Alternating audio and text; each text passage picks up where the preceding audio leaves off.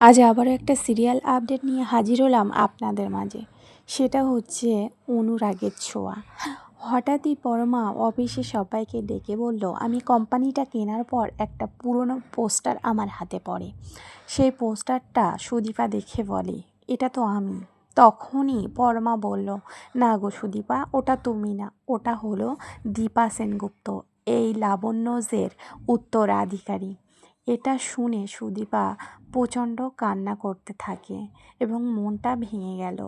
তখনই আদিত্য মনে মনে বলতে থাকে, সুদীপা যা যা হারিয়েছে আজ পর্যন্ত সব কিছুই আমি ফিরিয়ে দেবো। সুদীপাকে একা থাকতে দেবো না, সুদীপাকে অনাথ হয়ে আমি থাকতে দেবো না, সুদীপাকে আমি সব কিছুই ফিরিয়ে দেবো, এমনটাই বলতে থাকে আদিত্য। হ্যাঁ বন্ধুরা, এমনটাই হতে চলেছে অনুরাগের ছোঁয়া। তোমরা সকলেই হয়তো জেনে গেছো, 1-2 দিনের মধ্যে অনুরাগের ছোঁয়া সিরিয়ালটি শেষ হয়ে যাবে। আজ দীর্ঘ 4 বছর পরে সিরিয়ালটি শেষ হচ্ছে। তা কারা কারা মিস করবে কমেন্টে জানিও।